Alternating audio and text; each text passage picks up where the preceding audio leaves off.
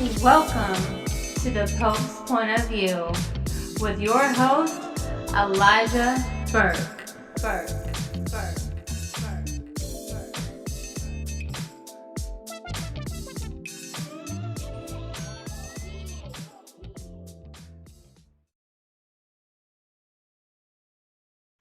What's up, ladies and gentlemen? Thank you for joining your boy yet again for another edition of Pope's Point of View with Elijah Burke, the sit-down interview series, if you will. And guys, I got to tell you right now, I have one of the great, I'm beginning to talk like him, and I haven't even gotten into the description of him yet, but I have one of the greatest minds in the history of the professional wrestling business, one of the greatest writers, creative directors. I have with me right now the legendary, yes, you got to put that with this man's name because he is a legend, although one of the most polarizing figures in the history of the world of professional wrestling. Guys, who am I talking about? I'm talking about none other than Vince freaking Russo. Vince, welcome to Pope's Point of View. Popey, I got to tell you this. To begin with, before we go any further. Okay, when you called me this morning on Skype and your face popped up on the screen, the first person that came to my mind, bro, I am a character-driven person. I love characters, and I'm not talking about just, wrestling characters, TV characters. I'm talking about real-life characters. I love characters. To me, characters are just unique people that stand out. There's nobody else like them, one in a million. And one of my all-time favorite characters, bro, and as soon as your face popped up, okay, this is the first person that came to mind, bro. Who that? The great Little Richard, bro. The great Little Richard, when he used to say, I'm so pretty, because I said, look at the freaking Pope. I swear to God, if I wasn't married for over 40 years,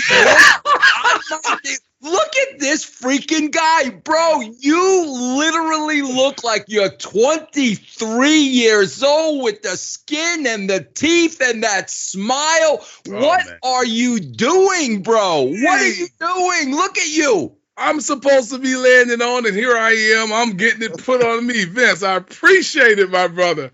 Man, bro, you're glowing through my computer screen. Well, in the memory of Little Richard, shut up. Thank you very much. Yes, thank you very much. Yes. But guys, we're about to get ready to go ahead and jump into this 45 minutes of fire and then some. So Vince, before I get into talking about the history of Vince Russo and everything that you contributed to the business, Vince, I have this feeling, this understanding, I should say, that a lot of people do not know Vince Russo. A lot of the wrestling fans, they know of Vince Russo, but most of them know of Vince Russo by way of association of what they are being taught by social media. It would be like you and me showing up to a football game once it's over, everyone's on the field jumping up and down and they're cheering and they're chanting. We don't know what they're chanting, but we want to be a part of it. And so we go get in the middle of it. We're jumping up and down now, and we're chanting until we can hear what they're chanting, and then their chant therefore becomes our chant. Why am I saying that? Because, again, polarizing it, is one Vince Russo, and a lot of the wrestling fans, of course, via social media, they have something about a Vince Russo. So, Vince, not addressing that just yet, could you please give us a little background, a little information, like who is Vince? Where did Vince Russo come from? Did you grow up playing sports? What is the background of Vince before wrestling?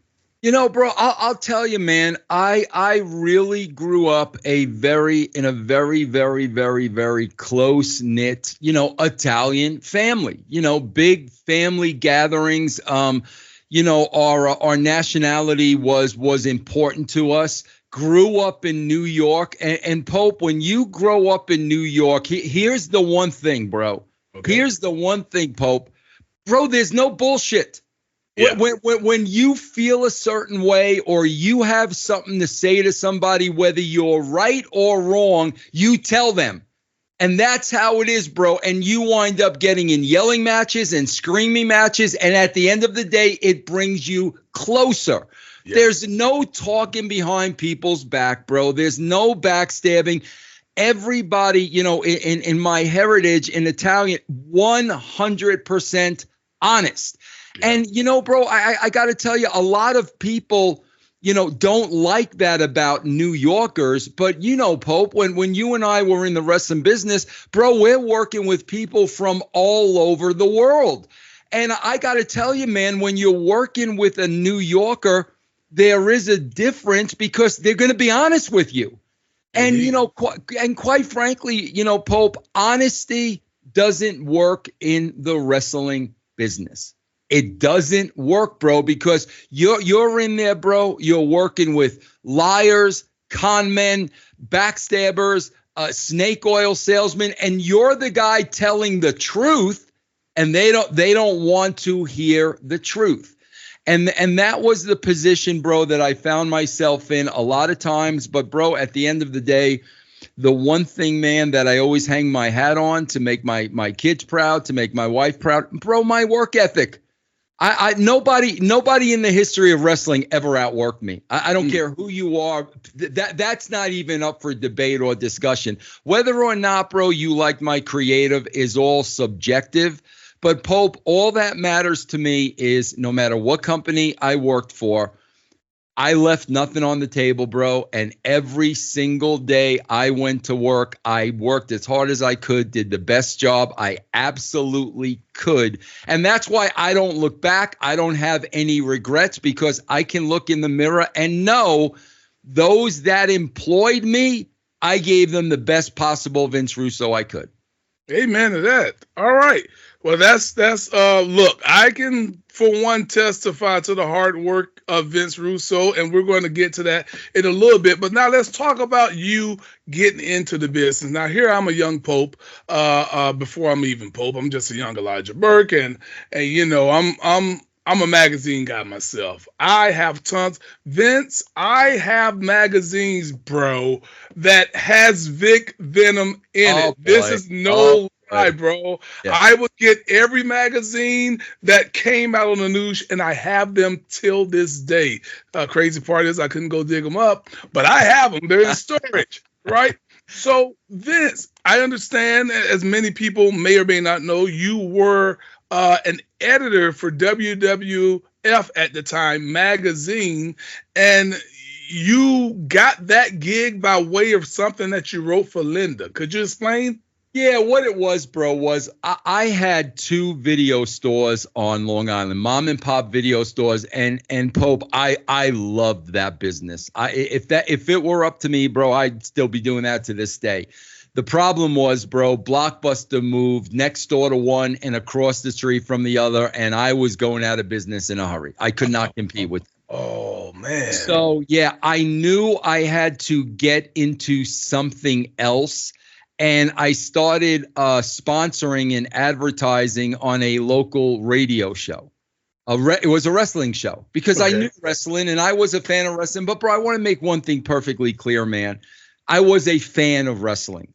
I wasn't a wrestling mark.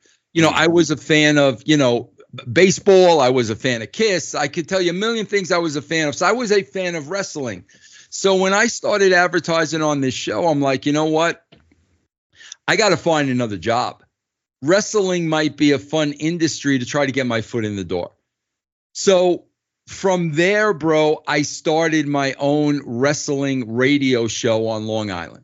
And it was called Vicious Vincent's World of Wrestling. And I did everything in character. Like, we went along with WWE script. It was 100% purely entertainment. It wasn't a dirt sheet show. It was purely entertainment. And I was paying for the show, bro. I think I was paying like $500 a week out of my own money, out of my own pocket, right? So I was running out of money. So, bro, I just blindly wrote a letter. You wrote letters back then. It wasn't an email. It was a letter. I wrote a letter to Linda McMahon because, bro, I'm not an idiot. I'm not going to write a letter to Vince McMahon. You never said. Exactly, bro. But Linda McMahon, right. I wrote a letter to Linda McMahon, and I was just honest with her. I was like, listen, man, this is what I'm doing. I would love an opportunity. I'm running out of money. My show's going to be up soon. Bro, she called. And I didn't know Linda was associated with the magazine, but she overlooked the magazine. So she hooked me up with the editor of the magazine at the time, who hired me as a freelance writer. So, bro, I would write like 2 stories a month for like $150 a piece. Okay. He was shortly thereafter, bro, fired, the editor. So I applied for the job. I went down to Stanford. I interviewed for the job. I got the job, and that's how I got my foot in Titan Tower. How freaking about now? See, again, Vince, that's something I never knew. Yeah. Okay. And that's kind of what I want to touch on during this interview series with Vince, because there's a lot of stuff that we don't know. And everybody that talks Vince Russo, they just want to talk the nonsense, the controversy. I want to know some of the good stuff. So you're with WWE magazine, Vince, and all of a sudden, after a couple of years, you find yourself being invited into the creative meetings with Vince? Well, no, it wasn't that easy. Okay. Bro, you're talking about a time where I was a wrestling fan. And bro, I was, at the time, the WWE creative was horrible. Mm-hmm. And bro, it was so horrible that in the magazines that you were reading, bro, I was shooting my own angles because I couldn't follow what they were doing on TV because it was so bad. So, bro, I kind of started becoming a little bit outspoken because I was disappointed. The WWE is better than this. And bro, how I really got the opportunity in creative is, bro, all the big wigs used to be on the 4th floor, Vince and Bruce and JJ Dillon. Bro, my office was on the 2nd floor. Well, what happened, bro, was Pat Patterson was, retiring. So Vince and Bruce brought in Bill Watts. Okay. Bro, so Bill Watts would sit in the conference room of the 2nd floor, right across from my office. And I'm like, bro, this is the legendary Bill Watts. So, bro, Bill's sitting there watching tapes. And, of course, I'm going to say hello to him, but Mr. Watts, very nice to meet you, blah, blah, blah. And what he did, bro, was he invited me to watch the show with him. And he asked me to comment on the show, and I was 100% honest with him about the show. From there, bro, here's where, if it wasn't for Bill, I don't think any of this would have ever happened. Bro, he cut through all the red tape, didn't go through human resources or anything. He asked me, would you like to come and sit in on creative meetings? And I was like, absolutely, without a shadow of a doubt, yes. And bro, it's funny because then I started sitting in with him, Pat, and Bruce. Bro, this is how I learned about politics in wrestling early on. Okay. I swear to God, bro, Bill Watts isn't there for a month. He calls me up to his office. He says, Vince, I just want to tell you, man, I really appreciate everything you did for me. I enjoyed working with you. He said, but I'm telling you, I have not heard from Bruce. I have not heard from Vince. I have not heard from Pat. And right now they are upstairs discussing me. I'm going to be gone by the end of the day. Jeez. But he knew, bro, come on. Bill Watts was Bill Watts. Bro, he was gone by the end of the day. Wow. So what happened at that point, bro, was Pat retires. They bring in Cornette. So Bruce and Cornette are writing the TV, and I'm just kind of like junior writer where I'm sitting there listening and learning from what they're doing. But Pope, what I'm saying in my mind is, as you guys are putting this shit on the paper, do you not realize how bad it is? It was horrible when they were writing it, but I was not in a position to say anything. Right. So then, Pope, what happens is the NWO happens at WCW. Bro, I'm watching Hogan as the third man with Bruce in Bruce Pritchard's house. And I'm saying to myself, we're dead. Like, we are absolutely. I mean, bro, we were doing TL Hopper, the Goon, Freddie. Yeah, of course. I'm like, we're dead. But I was also saying, I want to work for that company. Okay. So, bro, Double J was there. Kevin Nash was there. And I'm like, guys, you gotta get me a phone call with Eric Bischoff. Okay, so hold on before you go. Let's not jump too far ahead, and we're about to get there. So the time of the writing that you're speaking of is obviously around 1996. So I would say between 94 and 96. Yeah. Okay. So during that time, you're junior writer, Vince. But at what point does Vince Russo becomes head writer, Vince? Here it is. This is it, bro. And this is a lesson, Popey, to all your fans listening to this show. This is a lesson, you guys. There are going to come times in your life, and Pope knows this. There are going to come times in your life where you got to take your balls in your hand, and it's going to go one way or the other. You're either going to get fired or you're either going to go to the next level. But the reason why you do it, Pope, is because you got all the confidence in the world in yourself. If they fire you, you know your loss, somebody's going to benefit from me. So here's what happened, Pope. They got me the phone call with Eric Bischoff. And I got to tell you, bro, like the first conversation I ever had with Eric, bro, the most arrogant individual I ever spoke. And I'm a New Yorker, the most arrogant individual I ever spoke to in my life. However, at that point, Pope, he had every reason to be arrogant. Exactly. Every reason. And I understood. He had every reason, but he had a chip on his shoulder. We had a conversation, and it was kind of like, I'll get back to you. Now, Pope, the kind of person I am, I felt so dirty talking to Eric behind the backs of the McMahons. I really felt dirty. That's not a New York thing.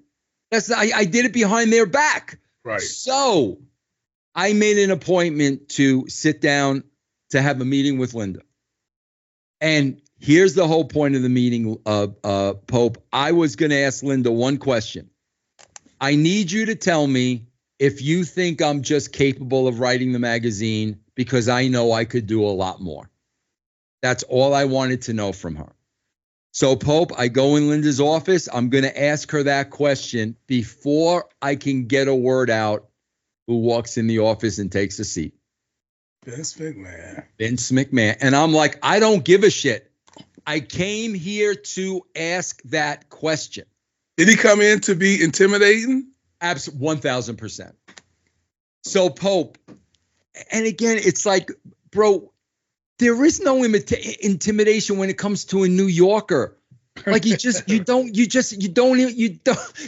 intimidate like you just don't. We've seen it all. So, bro, Vince is there. I don't give a crap. I'm asking the question. I said, I need to know if you guys think I am just capable of writing a magazine, because I think I am capable of doing much more. Bro, he got red in the face. Who are you to ask my wife that? Who do you think you are? And bro, in my mind, I'm thinking, jackass, I just want to help you. I'm like, what are you talking about? But you know what, bro? At the time, Vince knew how bad things were. Bro, as a New Yorker, you can't help it. You say what you feel. And I looked at him and I'm like, bro, I just want to help you. I don't know what you're getting all upset about. I'm telling you, I can do more for your company. Bro, this is a Friday. So, okay. Bro, I leave that office and I'm like, he's going to fire me. And bro, I got to tell you, Pope, I got no problem with that. because the product sucks. I'm embarrassed by it. I'll go do something else. But during that weekend, bro, in my mind, I'm planning, what are you going to do now? I got kids at that moment. So, bro, Monday's Raw happens.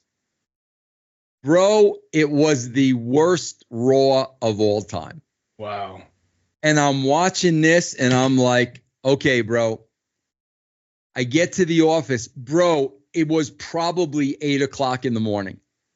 I get a call from Vince's secretary, Beth. Mm-hmm. Vince wants to see you up in his office immediately. I'm like, this is it, bro. I'm in the elevator. I'm past the firing, Pope. I'm past it. I'm like, what am I going to do next? I got a family guy. I'm past the firing. So, bro, I get out of the elevator, 4th floor. I go in his office, and bro, his entire inner circle is in that office. Pritchard. I think JR was there. Yeah, JR was there at the time. Pritchard, JR, Shane McMahon, Pat Patterson, anybody who was. So now in my mind, I was like, okay, he's going to make an example of me. and bro, you got to understand, like, bro, I swear to you, my mentality was, I was all right with all of this. Let's just get it over with. You know what I'm saying? Let's get it over. So I go in there, bro. They're all singing. It was a circular table. I'm like, let's just get. I can visualize it as while I'm laughing. Telling you, Pope, and I'm like, let's just get this over with. Bro, he's got the Raw magazine in his hand, right? Throws it down on the table. This is what our television show needs to be. Hope, I was shocked. I thought this was going the other way. I thought I was done.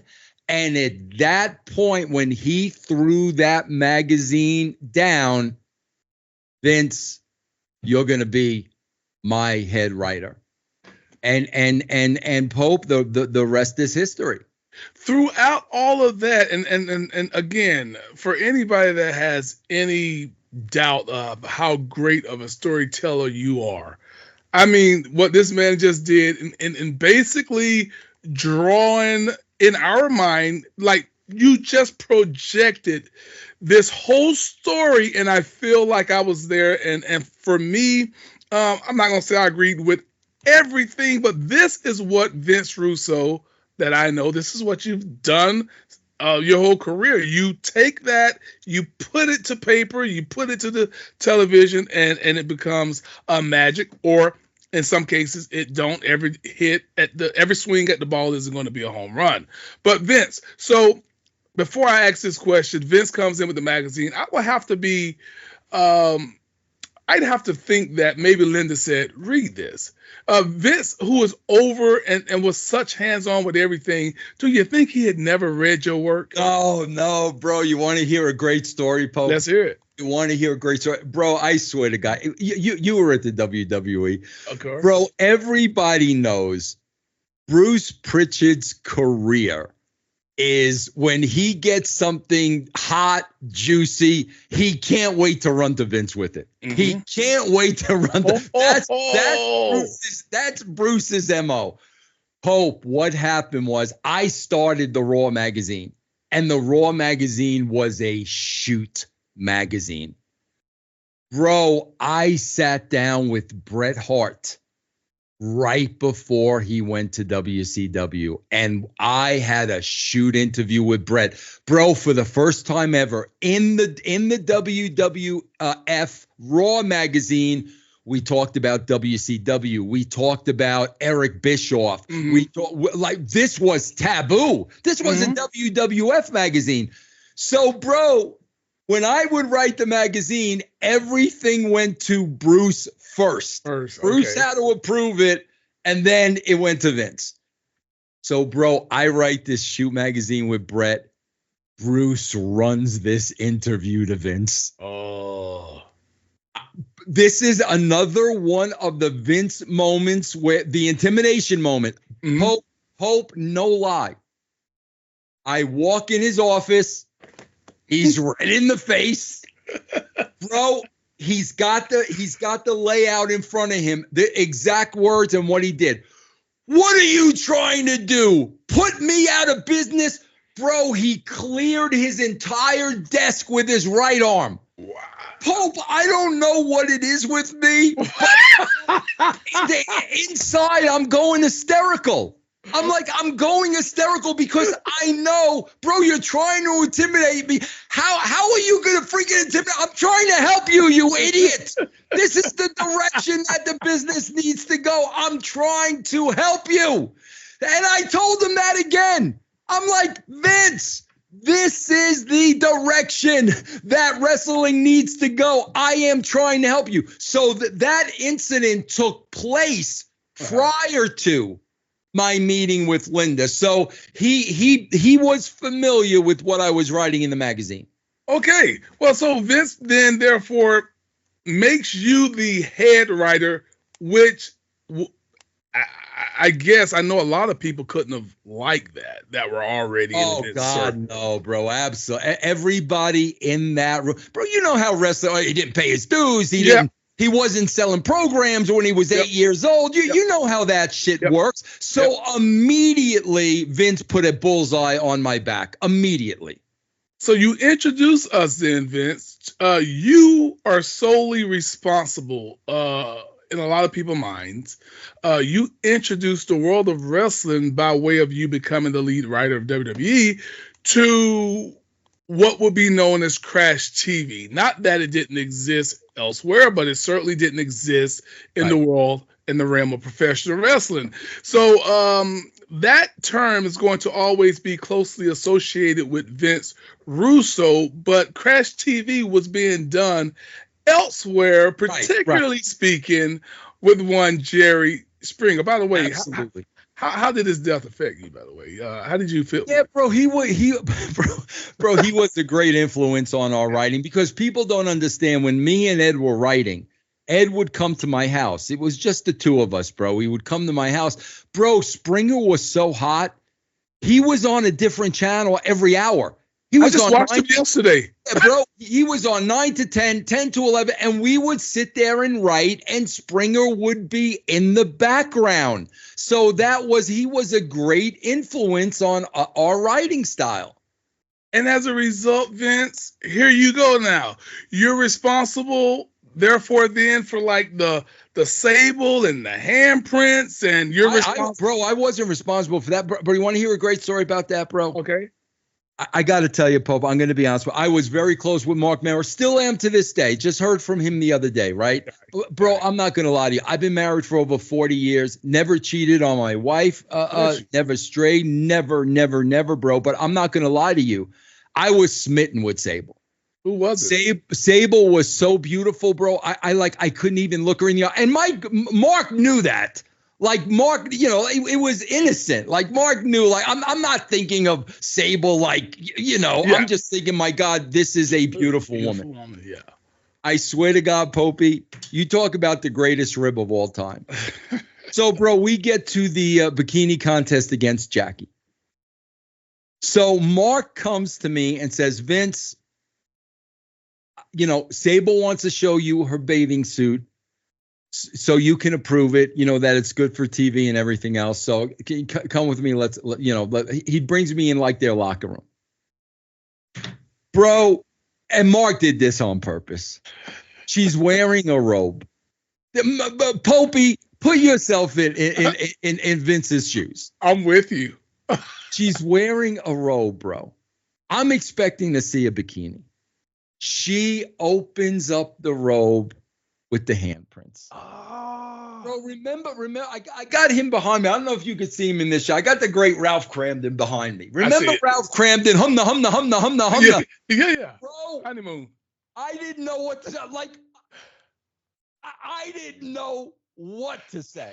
And Mark, he did that 1,000% on purpose. But my point is, bro, that was 1,000% their idea. I did not write that. I did not book that. They came up with that themselves. So I just just want perfect. Let me get that by Vince. Let's go. Absolutely, bro. Perfect. Yes. Let it roll. But that was not my idea. That was their idea, bro. Hello, everyone. It's the Pope Elijah Burke, founder and president of the Love Alive charity. I wanted to take this brief moment to share with you my charity's continued humanitarian efforts to positively impact the impoverished communities in and around the greater Jacksonville area. This cannot be possible without your support.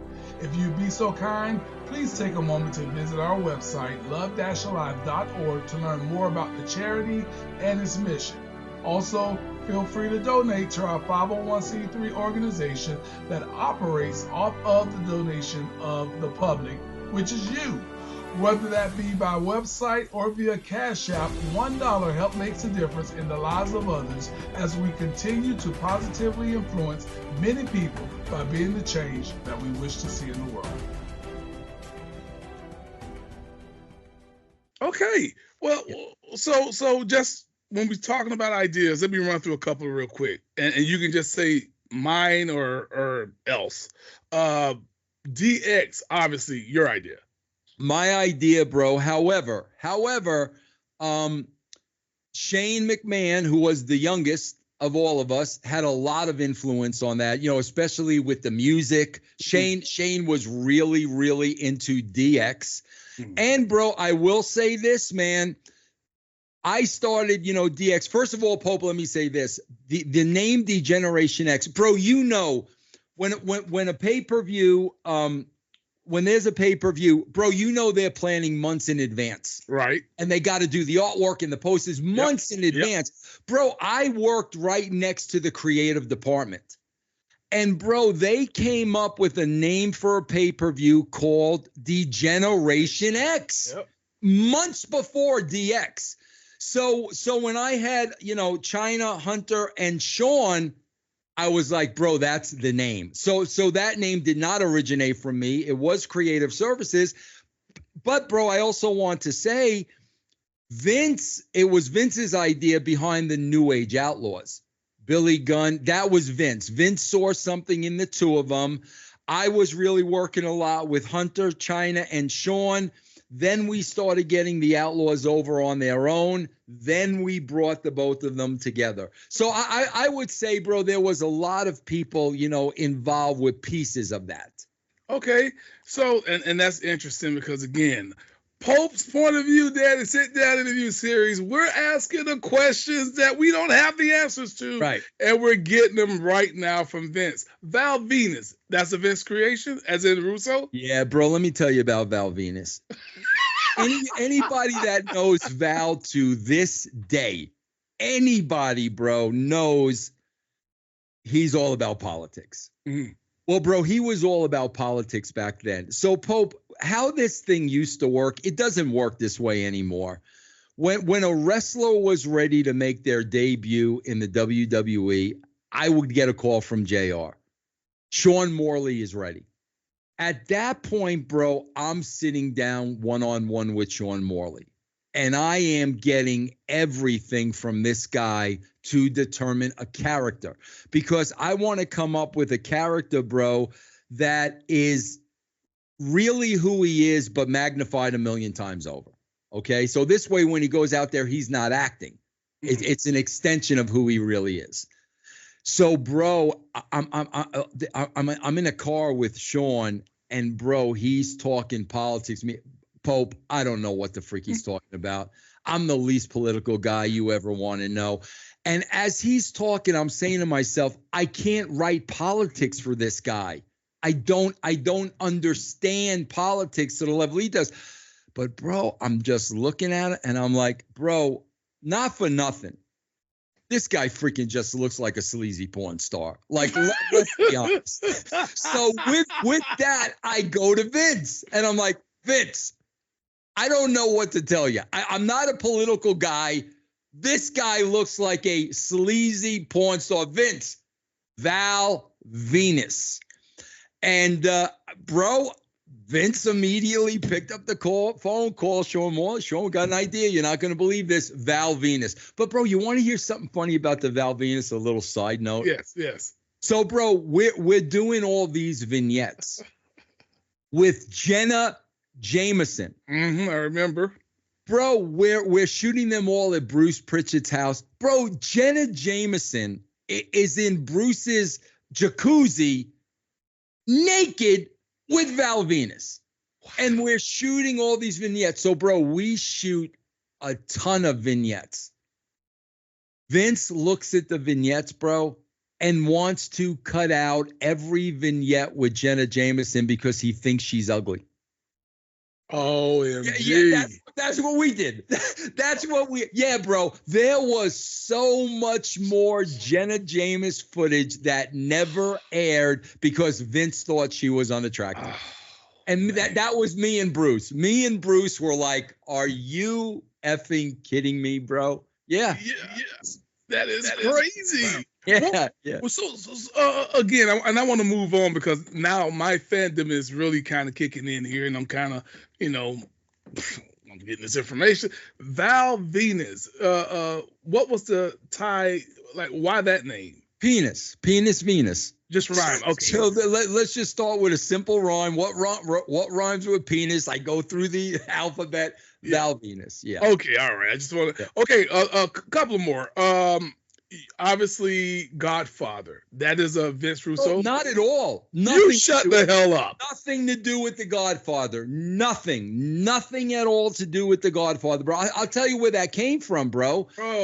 Godfather and Taker, were very, very, very close friends. Still are. Bro, Godfather was like a bouncer / pimp in Vegas. Like, that's who he really was. So I really think the Godfather pitch, I really think that came from him and Taker.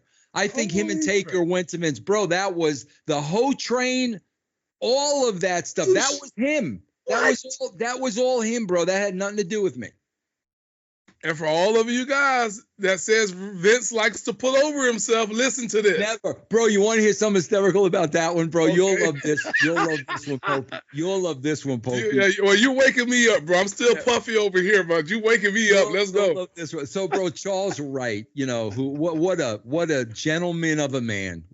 As gentle as they can get. Good guy. But, bro, like every TV, we had to get the hose from a talent agency. They were like actresses, and we paid them whatever, the day rate was. Mm-hmm. So, bro, all these hoes in quotes, who are actresses, would show up like 5 or 6 a TV. Bro, if Charles Wright, if they didn't meet his criteria, he sent them away. What?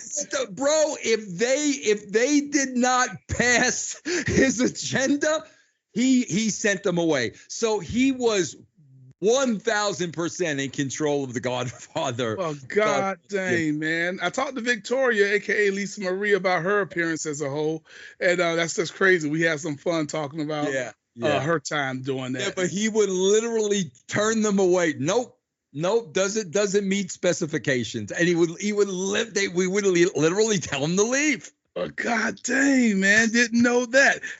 Last one, as far as character goes, and then I'm gonna ask you 2 angles, but the last one, character-wise, obviously we know you didn't quote unquote create it, but whose idea was it for the dude Love to become the 3 faces of Foley? Oh no, bro, that's I knew because I had seen vintage, because he had given me VHS tapes back then.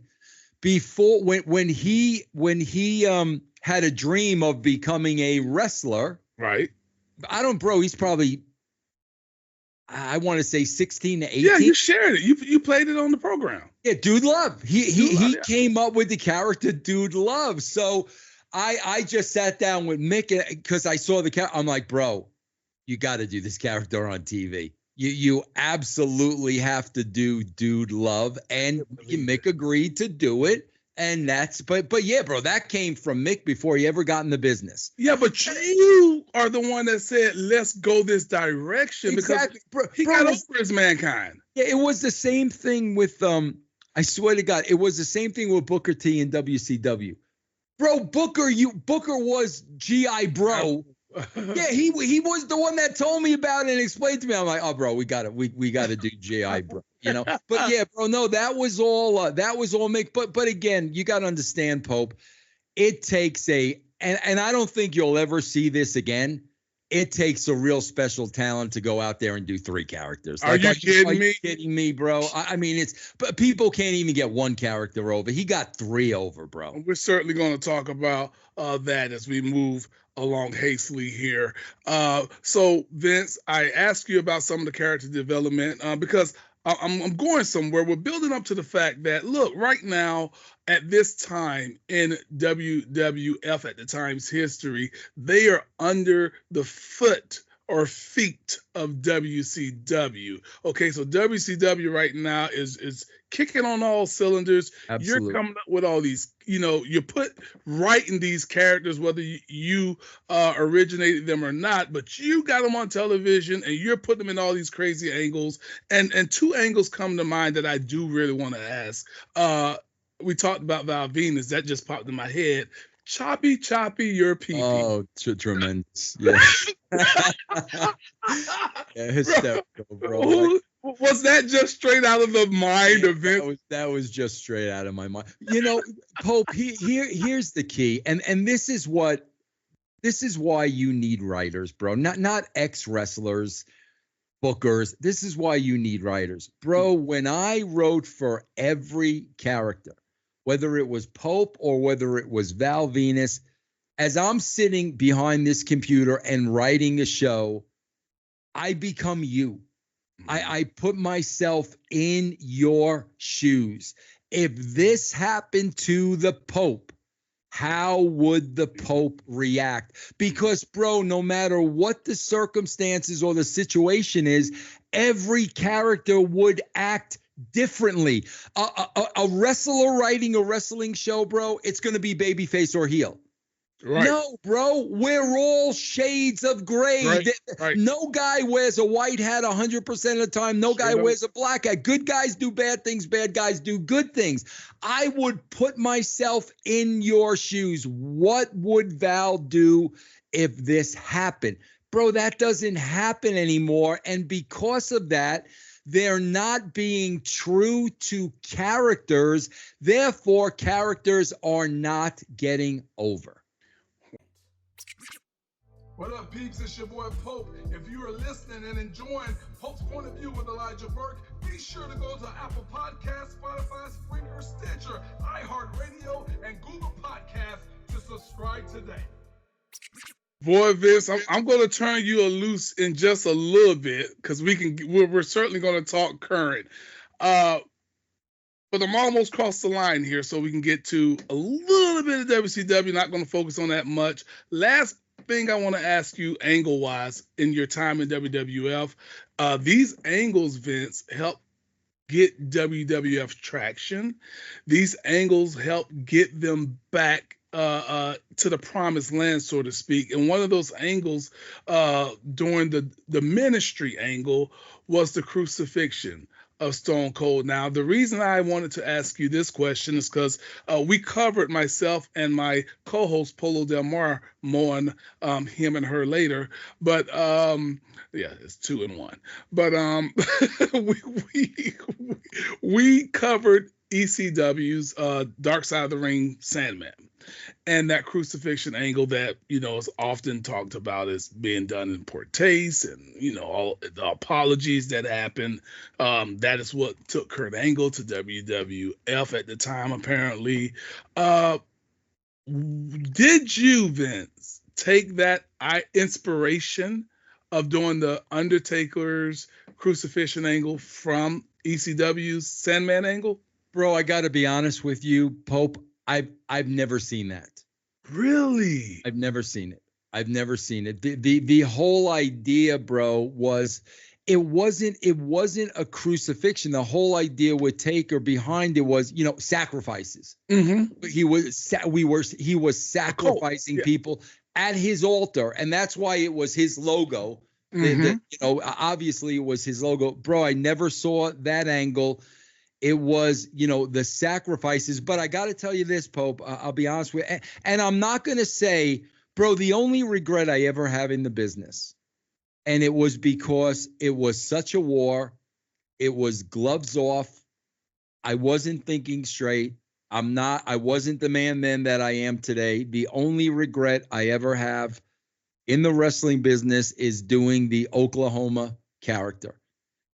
Because I was going to bring that up in WCW, but go ahead. I'll tell you why, bro. Because people have to understand that character, Oklahoma, bro, Ed Ferrari used to do that for Vince McMahon to pop Vince. Yes, yeah. So when we went to WC, bro, we were like doing it as a rib and a joke. Right. We weren't doing it seriously, but bro, I wasn't really thinking about the effect it would have on JR. We were doing it as a goof and a joke. And bro, JR, I got to tell you, Pope, I don't know what your experiences are with JR. I talk to him at least twice a month. Okay, bro. He's down here in Florida, by the way. Okay, he is the one guy in the position that guy was in. Pope, he is the one guy, never lied to me, never talked behind my back, had something to say, said it to me. What I know his two idols are John Wayne and Mickey Mantle. Bro, this guy was freaking John Wayne. There's nobody else in the business I have more respect for JR. So obviously, as I got older and realized, bro, him and I have talked about it many, many times. He accepted my apology. But that was the only thing, bro, I ever regretted doing. Now, Pope, with that sacrifice, bro, I was not a Christian back then. Of course, yeah. I wouldn't have done it if I was a Christian, but I can't regret it now because I wasn't a Christian back then. I was part of the world.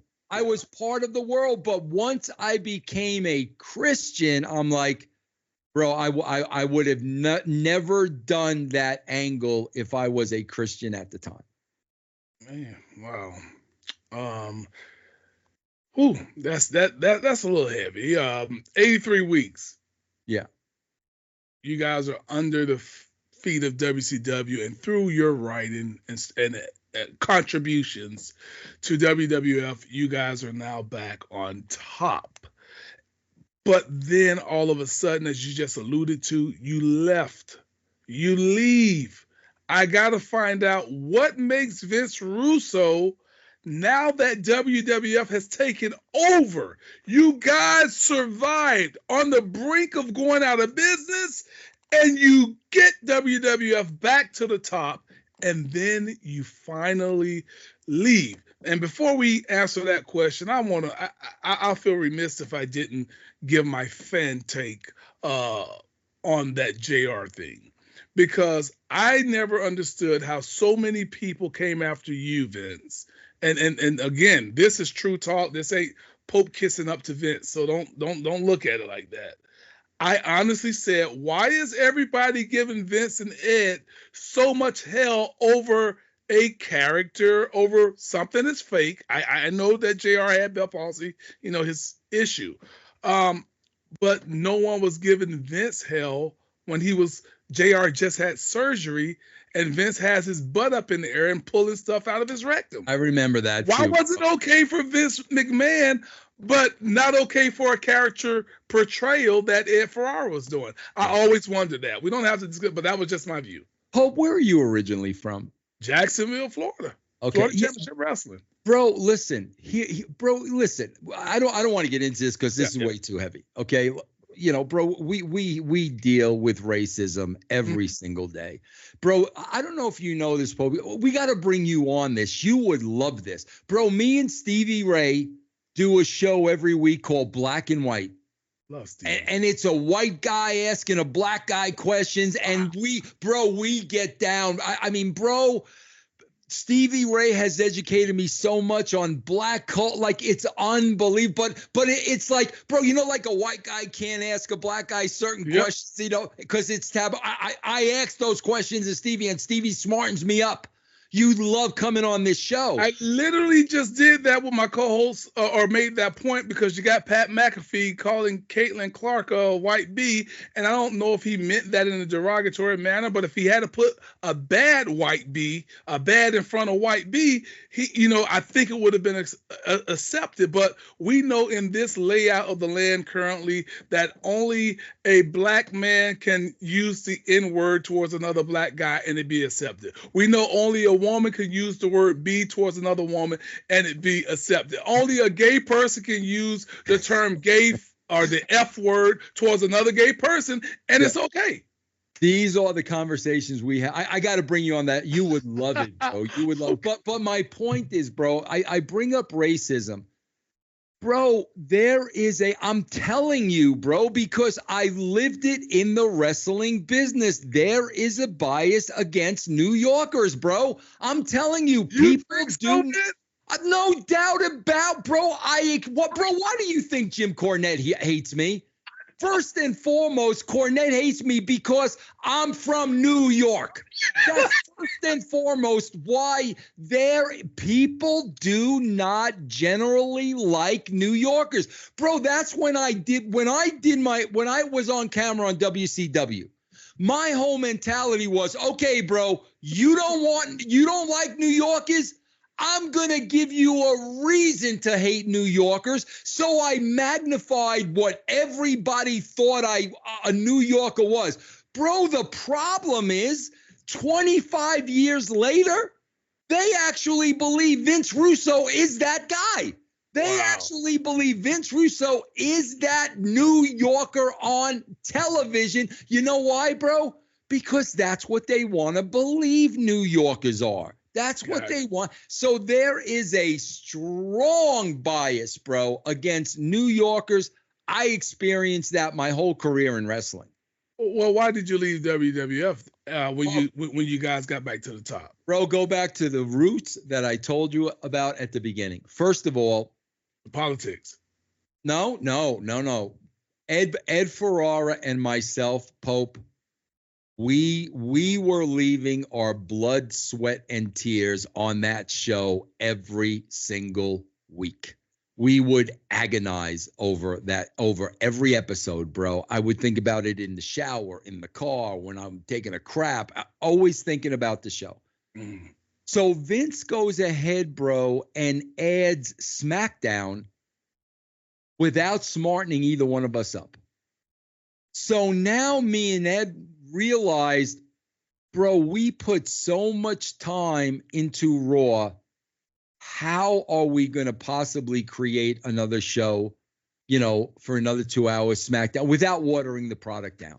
Right. We knew, though, bro, we were working 18 hours a day. Now we're working 24 hours a day. Jeez. So Pope, at this point, I have 3 kids, little kids, and my wife. Pope, I'm never home. My wife's raising my family on her own. So my wife, we have no family around us or anything because I moved to Connecticut for the job. Of course. So, bro, I wanted to move my family to Indiana where my wife is from. And because I wanted her to be around family to help her with the kids. And I'm like, Vince, whether I go back, this is how crazy I was at the time. Whether I just go back there every weekend, whatever it is, I want my wife to be around family because you're adding this show, bro. I'm never going to be home. Bro, at the same time, Pope, I, as a human being, genuinely really cared about the McMahon family, all of them. I really cared about that family. And I started asking myself the question, does Vince care as much about me as I do him? I almost started becoming obsessed with that question. Or am I just the cash cow? So, bro, I'm in his office, and Pope, literally, I think I'm on the verge of a nervous breakdown because I'm literally breaking down in tears in his office, and I'm like, bro, I got to move my wife. You know, he looks me in the eye, Pope, and says to me, Vince, I don't see what the problem is. You're making enough money now to hire a nanny to take care of your kid. Pope, you got to understand, as an Italian, as a proud husband, and as a proud father, that is the worst thing in the world he could have ever said to me. Bro, I left his office. I called a friend of mine who I had worked with for years in the WWE, Matt Miller, who I knew was very close with J.J. Dillon. I left my office. I called Matt. I said, Matt, can you please do me a favor? Can you call J.J. Dillon and let him know if WCW is looking for a head writer, I'm available. End of story, bro. I was never going to work another day for that man because he made it clear to me, I don't give a crap about you. I don't give a crap about your family. And bro, no wrestling company, no company, nobody is going to be ahead of my family. And right then and there, bro, I was done. It was over. It was over the minute those words came out of his mouth. Man, so you get an offer. You're down to WCW. Your writing style and influence over the product is felt immediately, Vince. We got more women. We got more shoot style segments and interviews. We got more this, that, and whatever on the pole matches. And by the way, what was it called when you first got there and you were sitting behind the desk? We couldn't see you. The powers that be. I love that, except it didn't go long enough for me. And I think that as a fan, for me, man, if that thing would have drug out, because of course the first thing I wanted to know was who is it? But if that would have drug out until we got a major star to come in there and assume that position, oh man, I felt like it could have been so much more. But here's my question. WCW is tanking now, or is struggling, not tanking. They're dealing with their own situation. Vince, for me, it was like you had a hard on for a certain person, and I want to know why. His name was Tank Abbott. Now, I know Tank was huge in the mixed martial arts world, the tough man fighting at the time. I assume you were using him to create more interest, obviously, in the product. You got him a deal. But TV in WCW went from Crash TV seemingly to Shock TV. And a lot of more crazy stuff that was taking place. One in particular is that knife angle. What happened with the knife? Bro, with Tank Abbott pulling the knife on, was it Flynn, Jerry Flynn? He pulled a knife on Nitro and put it to somebody's neck. Do you not remember that? No, I don't. Okay. I believe it, but I don't remember. But bro, if you're asking me what that probably is, Pope, here's the problem. Bro, when Ed Ferrara and myself would sit down and write something as wrestling fans, the minute we're writing it, if we knew we saw the angle already, whether it be 1970, we're like, bro, they did that already. We've seen that already. So, bro, we were constantly trying to come up with new things. Because, bro, I'd rather come up with something new and see it fail and see it not work than come up with something we've seen a million times before. And bro, when you're doing 2 shows a week, a pay-per-view a week, yeah, bro, there are going to be some misses. Nobody is writing that much television.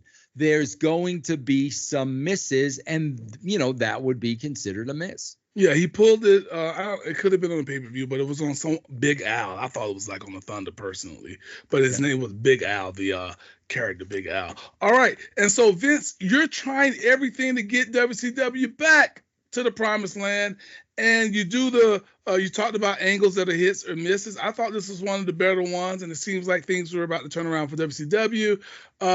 New Blood versus the Billionaires Club, and I know Vince Russo. I've worked, and we're about to talk about it now, but I've worked with Vince TNA. I know personally, I got to see how your mind work, how adamant and you are about certain things, how passionate you are about certain things. To me, watching that play out as a fan at the time, Vince was very passionate about trying to create new marquee stars for WCW. Is that what this angle was truly about? Absolutely, bro, because it's just like any professional sports roster, bro. Any professional sports, the top guys were getting older. And bro, I was looking stupidly enough at the future of WCW. We've got to start building these younger guys because, the Hogans, the Flairs, the Savages, the Pipers, they're not going to be around forever. And what I was looking to do, bro, was I was looking to create story to get the Flairs and the Hogans and the Pipers and the Hennings and all those great legends, get them in the right position on the show. Well, bro, of course, Pope, how paranoia works in wrestling.